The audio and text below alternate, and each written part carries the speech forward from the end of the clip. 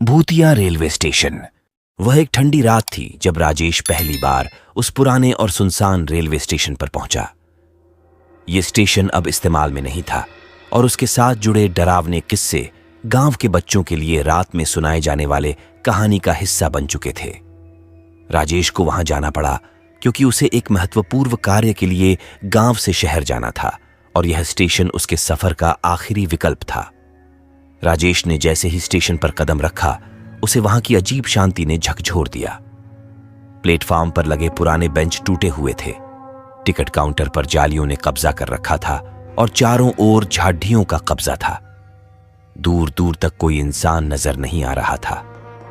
राजेश ने अपने आप को हिम्मत बंधाते हुए प्लेटफॉर्म पर चलना शुरू किया। उसे याद आया कि गांव के बड़े बूढ़े कहते थे कि यह स्टेशन पहले बहुत ही व्यस्त था, लेकिन एक हादसे के बाद इसे बंद कर दिया गया। कहा जाता है कि एक ट्रेन दुर्घटना में सैकड़ों लोगों की जान गई और तब से यहां का माहौल बदल गया।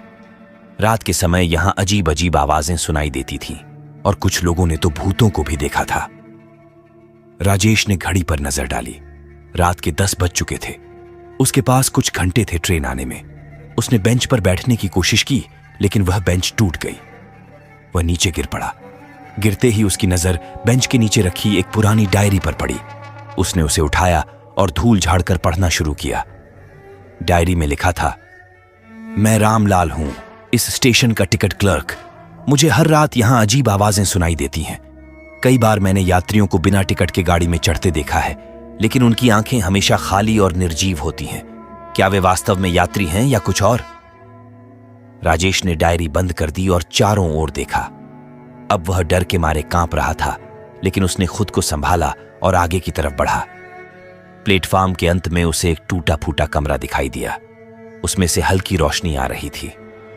राजेश ने दरवाजा खोला तो उसने देखा कि वहां पर एक पुराना लैंप जल रहा था और एक बूढ़ा आदमी बैठा हुआ था।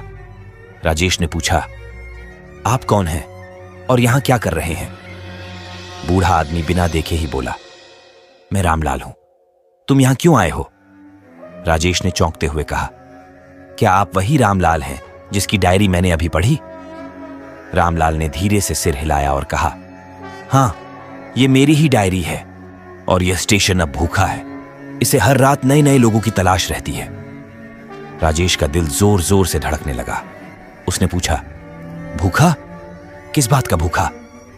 रामलाल ने आंखें उठाकर राजेश की ओर देखा और बोला, यह स्टेशन उन लोगों की आत्माओं का निवास बन चुका है जो यहां मारे गए थे। अब यह हर रात नई आत्माओं की तलाश में रहता है ताकि उनकी भूख मिट सके।